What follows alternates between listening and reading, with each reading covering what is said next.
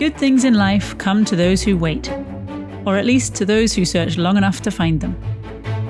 We've been sailing our 47-foot catamaran for almost 4 years, and we've seen our fair share of amazing places in this world. But even among the highlights, there are some that stand out from the rest. The truly unique little corners of paradise. And today, we're in search of one of them. We set out from Rangiroa, an island in the north of a string of atolls in the middle of the Pacific Ocean, with light wind forecasts expecting us to motor almost the whole way. But after a freak storm wreaked havoc, damaging our beloved Indioko, we find ourselves motoring dead into high winds and raging seas, and we are determined to discover our latest little slice of heaven.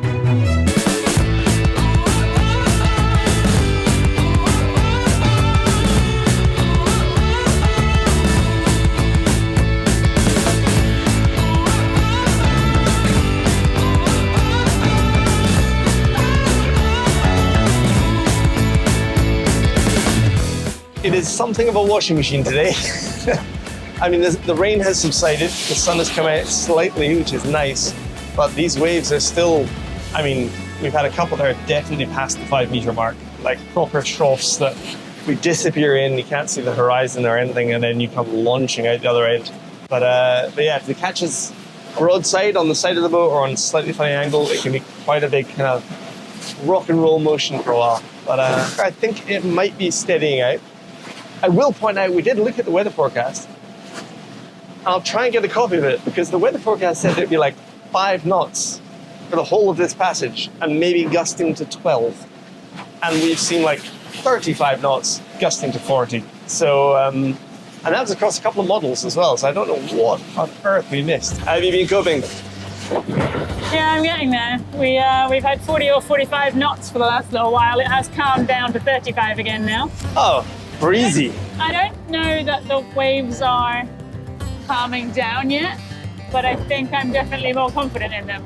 So at the beginning, like every time a wave was like cresting right in front of us, or you're nose diving into it, I was like, oh, this one's gonna break over the top of the boat. I don't know, maybe I've just got used to the movement a little bit more. I'm trying to take them like not dead on and just have a slight angle to them, and we're just wiggling our way down past the atoll here. And I'm hoping that sort of takes the power out of the bigger ones. But my face is like so salty with the amount of spray that we've had through the cockpit. We haven't had like full-on waves through the cockpit as you've had in the past, because we're face onto them, which is a bit easier. But the spray that is coming up off of these things is significant. The atoll, Randy mentioned, the one back there, that is Apataki, and it's kind of I think it's the last atoll before the one we want to get to. It's en route, we're close.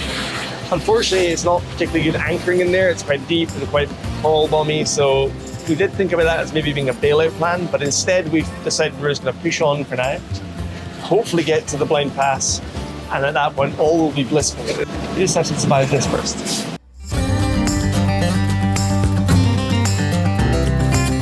Well, it turned out to be a bit of a tougher day than we expected. It's just been absolutely no let-up. Like, we're still seeing 35 knots, and that's like 8 hours later. I mean, the waves have died down a little bit, but the period or the frequency of them is still quite close together, so it's quite uncomfortable. And then the current has obviously picked up, because with both the engines running, we're still only making about 2.5, 3 knots at best. Yeah, it's slow going, but we're clearly not going to get there before sunset. Like, the sun is about to set and we've still got 14 nautical miles to go. So now 14? The game is, only 14 nautical miles to go. We've only got 14 nautical miles to go. But now the game is, we're definitely going to get there before sunrise. So it's like, we want to go slow enough that we don't have to hang around, but not too slow that it's uncomfortable. And it's just going to be uncomfortable. It's going to be horrible. So I think what we'll probably do is, based on that, we'll try and find some shelter behind the atoll that we're aiming for, since we won't be able to go into the pass. So if we can hide out behind the atoll, maybe we can get a little bit of respite. And I really hope the wind dies down, because the atoll's going to shelter us from the swell, but I don't want to be entering that pass with 35 knots of wind and trying to grab a mooring ball. Like, that's going to be really fun. I reckon once we're in the pass, it won't be so dangerous. But the land mass here in the two motors is so low, nothing blocks the wind. I'm optimistic. You always are.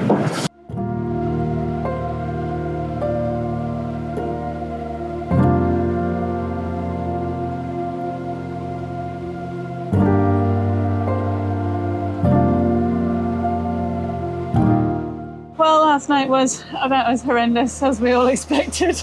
We arrived here to the atoll at 10 p.m, so it means that we've spent the last 8 hours just going backwards and forwards in a straight line through horrendous conditions. So we still had like 30, 35 knot winds and big, massive, rolling, thumpy swell. But hey ho, we're here now. And we ran out of battery power, had all the instruments shut off, the autopilot stopped. Yeah, we had such low power that we had to hand steer, so that was a delight. And yeah, we ran the generator to get a little bit of power so we can get our instruments on now.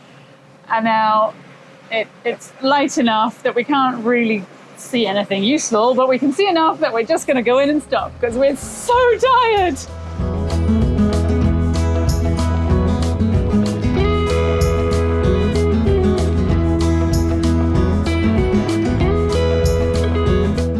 And so this is the blind pass right behind me. It is essentially a pass into an atoll, but it is so shallow inside that boats can't actually get through. So we're just going to go into the pass and then take one of the mooring balls that's there. I think I can see 3 masts in there already, and there are 10 mooring balls, so plenty of space.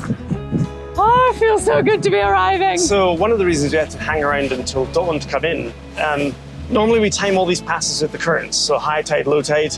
It's kind of like the lagoon is filling up with water and then draining out, which causes current at the pass. However, on this occasion, this pass is pretty straightforward for any time of day. But as we've discovered is quite common around the Tuamotus, a lot of the marker lights, if there are any, are broken. And unsurprisingly, the two here are broken as well. So we would have completely missed the entrance had it not been for satellite imagery on iNav fuse system and things like that. But there's still the odd reef to watch out for us. So daylight is our friend, and we have timed it pretty bang on for sunrise as well. The cloud in front of us, I might not be able to show you very well, but it looks like it's on fire. It's just a glowing orange cloud. So I guess the sun is behind that. And this means we get to test out our new boat. Yeah, we do. This thing has been sat waiting to be played with for far too long, and you might have seen these around. I don't know how popular they are, but I think they're really fun. So normally a boat hook would be like a metal extendable aluminium bar or something with a plastic hook in the end that resembles something like that, right? This is our boat hook. Yeah, it looks absolutely nothing like a boat hook, but it's such a cool idea. Seriously, I love it. I'm not sure if I can demonstrate while steering though. I can try. Steering with 1 foot. 2 hands on the boat hook. Boat hook. And 1, 2, 3. Whoa! Oh, not quite all of it. Ah, so close. Very close. This was the last bit. And then you just take the hook end. And which rear end is it? That rear end? I can't remember. You have to line it up to the peg so that it doesn't fall off, and then just twist it on. Twist. And that's it. Yeah, so it's super lightweight, stores away really easily, and we're going to test and see if it works on mooring balls. I think it'll work on mooring balls. I think it works on mooring balls, dolphin cam. They actually make a camera attachment. Oh, that would have been good. That'd be cool. The wind has definitely died down, but it's still going to be slightly difficult to communicate front to back on the boat. So we're going to wear our headsets again, and it also means that we don't wake up anyone else because it is only like 6 o'clock in the morning, and we would like to be nice neighbours and come in sort of under the radar. I think we've picked out the ball we want, so now it's just a case of not hitting the sandbar that's right behind it. It's a little bit sketchy, but Bryony promises me she's read up on this and it's all going to be fine. Well, what I promised is that 1 out of the 10 balls is definitely close to a bommy that your boat would hit if you use it, but I can't remember which one. Excellent. Okay, law of averages. There's 7 balls to choose from. One of them definitely is bad. I think this one looks dandy. Swing it round. Yeah, it looks good. So I'm just forward idling to it. 5 meters. It's very dramatic. Yeah. Well, this is just wildly picturesque. After that night passage. 1. And then will you lift the entire ball or just the hoop? Just the hoop, hooray! Yay! Okay, holding. It would help if I actually had the end of the line that I wanted to put through the mooring ball. That line is on. Cool. Okay, so that side is now locked on. Beautiful. And I'll pull it up and do the other side. It's just sitting just right inside our bow. Got it. Nicely done. So I'm always reminded of the first time we actually brought, it wasn't even this boat, it was the other Leopard. We nearly bought an identical boat way back. And the first time we went to take a marine ball, we realized we didn't have a boat hook on board. So our technique was to put, I think we put Briny in the dinghy, and then she went and picked up the marine ball in the dinghy and then just acted like a marker, and I just aimed the boat and drove at her. And when I got close enough, she just reached over the trampolines, pulled the lines down and tied off the boat. And in that marine field, the boat that was right in front of us was like, I've never seen it done that way, but that was very impressive. And we're like, yeah, that was entirely made up. Cool, both lines are locked on, ready to reverse and back down. Cool, so we'll just test out the marine ball. So we still back down a little bit on marine balls just because you can never be too sure how much you can trust them. These are serviced, I think, by the government, but still, you never know. So usually we still back down a little bit just to make sure everything's okay, and then we'll dive on it and make sure that the line and the actual fixing to the ground is solid as well, because it may have rusted out, you never know. I will say that the ones here in French Polynesia compared to the Caribbean marine balls have been excellent, like all 2 that we've used. So that's 100, I was going to say 100% hit rate. We didn't hit anything. That's the good part. Never use the word hit. Cool. All right, are we done? We're done. People are sleeping. Well, I think that went rather well. It did. I'm always quite surprised that we do it well when we're that tired after a passage. It's ridiculous, so tired. But I'm a fan of the Revolve boat hook. It worked quite well. It's like carbon fibery, so nice and lightweight when you're having to like reach behind you to grab it because you've forgotten to pick it up or something. Yeah. Yeah, I was thinking about that because the other thing is that normally the aluminium ones, they would you end up dropping them on the trampoline and then inevitably you stand on it and bend it. Oh yeah, for sure. Forevermore has got this big kink in it and you can't fold it away again, and it then has to live twice as long. Not speaking from experience.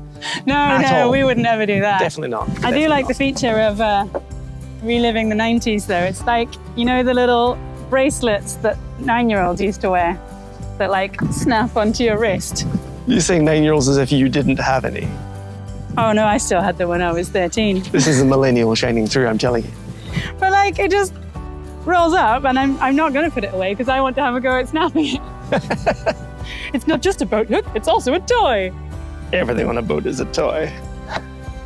Whee! So yeah, it just rolls up to that tiny small. But tell me this is not like one of those snappy bandy bracelets. Off the side, off the side, off the side. I'm stronger than you. Well, I was steering a boat at the same time through a pass. I feel like I should get some compensation. After 36 hours at sea. And no sleep. No sleep, literally no sleep. I think that's what we should do right now. Lots of sleep. Absolute bedtime. I'm off. Bye.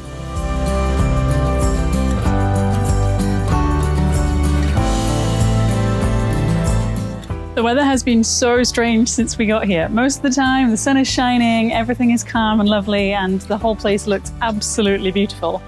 And then we have also had these huge rainstorms, seeing 30, 35 knots of wind again. So it has just stopped raining now, and we're going to see if we've got time to try and fix the clutch that broke on our sail here before the weather turns again. Okay, so on the way here, this is the clutch that died. It's really weird actually, because it still has quite a lot of resistance in it. So I wonder if we can maybe it can be repaired, I'm not sure. Normally when we push this lever down all the way, what should happen is this part of the clutch should actually swing up, because this is the bit that holds onto the rope. So right now the rope is jammed solid, as if it were already closed. And the way we had to fix on passage was just to lever out with a screwdriver. So we will try and repair this one, but to do that, we're gonna have to take it off the boat. So thankfully and weirdly, we carry a spare. That seems to be almost a perfect match. So we'll just put the spare in for now. We actually got this ages ago for another project and never got around to using it, so it's kind of convenient. But yeah, we'll take this one off, put this one in, and then we'll take this one away and see if we can fix it. So I'll pass the line up from here and you can try and pull it through. Yeah, I'll do what we did on passage and just shove a screwdriver in to hold it open. There's a long-term solution. Yeah, we'll just go this side. There. All right. So next up, we need to get in. Oh, it's an Allen key. So underneath, I can show you this. There's these 2 holes here that have bolts going through the coach roof. And so when we open this up, we get access, kind of. You kind of get access to the back one when you open it up. And then we'll get access to the front one by sort of half closing it. Okay, yeah. And then we'll just undo both of these From inside, there'll be a nut on the other side, I guess. But the only problem with that is it means you need to take the ceiling down. So inside we have these ceiling panels, which are all kind of tongue and groove. So we have to start, the outside one is just Velcroed up in place, and then the rest of them are screwed in. So if we were doing something in the middle, we would have to start here and take all of the ceiling panels down. Thankfully, I think it is just only this one. However, it does look like it kind of goes in above the cupboard. So this could get incredibly complicated, but hopefully it'll just come down nice and easily and doesn't turn into a 3-day project. Yeah, I've got it. Oh, I came away already. Okay, mine definitely goes in above that. Okay, so. Yeah, it's the whole thing all the way to the end, but it is like... Is it shimmying this way? Yeah. Is it? So there's no ceiling on this cupboard, and it looks like there's just 6 screws holding it into the back wall. There's like a false wall here, so I can't tell how it's attached at this end. But I think we're going to have to get destructive and take the whole thing down. I really hope we can build this back up again. This is just to be able to pull 2 bolts out. Ugh. I was going to say they don't build them like they used to. They shouldn't. At some point we should do an episode on provisioning, because like we hide food everywhere, but this cupboard in particular, it's like, it's our plate and cup storage, but it's also kind of all the baking, all the rice, all the bread. Sometimes the bread, flatbread at least, and all the sweets, and all the breakfast. Yeah. I'm very optimistically thinking I'm going to take out this final screw and the whole thing's just going to drop. So can you just come stand here and be ready for when all of the weight falls? Really don't think that's going to happen because it looks like it's some Sikaflex or something in there. Oh.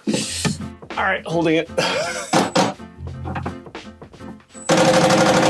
Okay. Oh, it didn't fall down. I'm holding it up. Oh yeah, of course. Ooh. It actually is falling down. Is it falling down? Yeah. Success! Kind of. That sounds good. Yes! Go on. Yay! Sweet. Clear. Good, because I've reached the window. So Ian is just being sensible and putting a screw back in so that we don't drop the whole cupboard on the floor, because we just realised it wasn't actually held up by anything. And then we can get on with the job. All right, let's do the front one first. Yep. Okay, finished. That it done? Yeah. Okay. Should we just try the back one then? Yeah. All right, onto the back. And go for it. Almost there. This should just wiggle up. Yes! Freedom! All right, I think I've worked out what happened. And the good news is we haven't lost the part. Oh, so really? you can reassemble this. Okay, if you look at this one, this is our working replacement. Yeah. When I open the handle here, there's a metal bar going across here that kind of stops this black piece from being able to go anywhere. Yeah. And that's what acts as the lever that takes the pressure off this little clutch piece here. Yeah.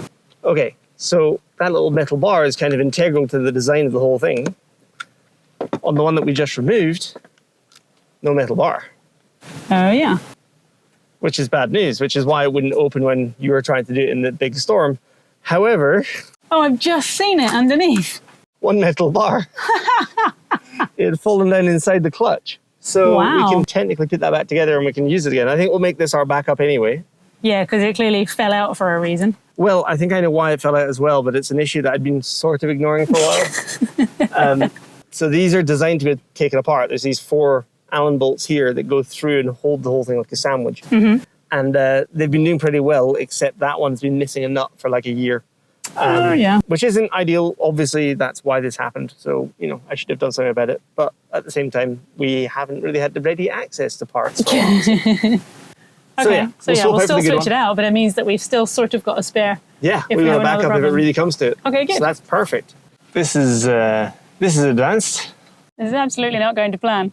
The 4000 kind of like cured at the top, so I can't use it in the gun. So I'm just like, I'm painting and dipping a screwdriver in to get the non-cured sealant from just underneath the top level. and then shoving it in the hole. But it's definitely not how I would recommend doing it. I'm just frustrated at how long this job is taking, so I'm trying to be quick. Working in desperation.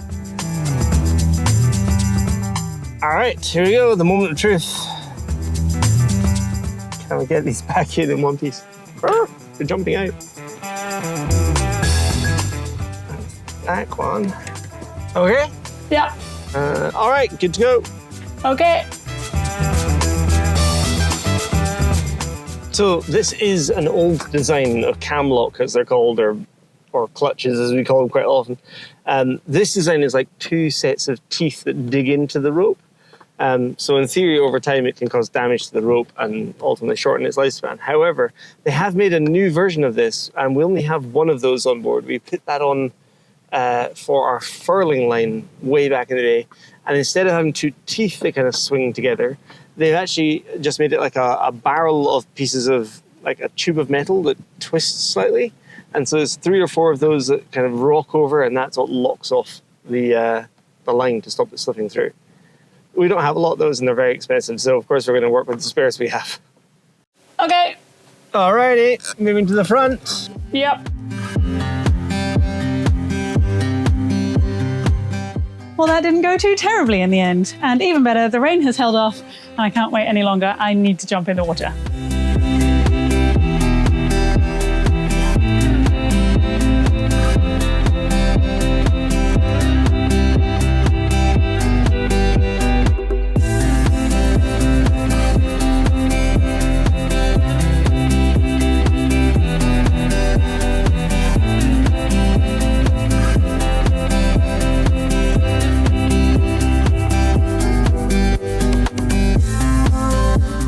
That is so cool to just be able to jump right off the back of our boat and have this reef right here that we can just snorkel on.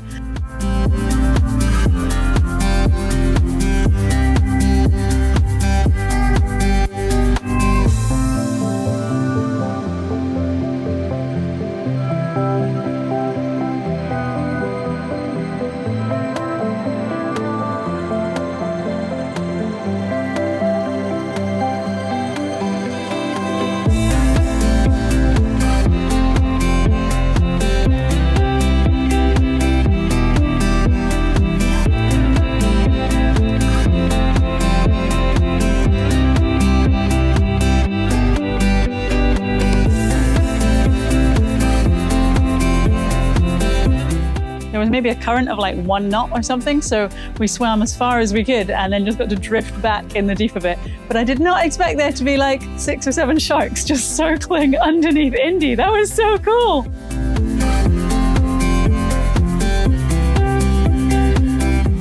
That was a blast. I don't think we've ever had sharks come up and hang out with us like that before. Yeah, they really were like little puppies. Yeah, they were probably to... coming up to play, and they wanted to see what was going on. That one, when I went down the other mooring ball and just held on, yeah, one just came up and like he basically headbutted the camera. It was ridiculous.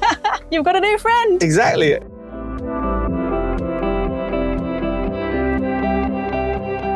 The goal is from here, we're going to head further south to Whakarava, and that is where like the world famous wall of sharks is. Oh, I'm so excited. So if there's anything, well, I mean, this is just a taster. Yeah. From what I can tell. A I'm teaser. imagining like an actual wall of sharks. This is nuts. It's gonna be so good. So good.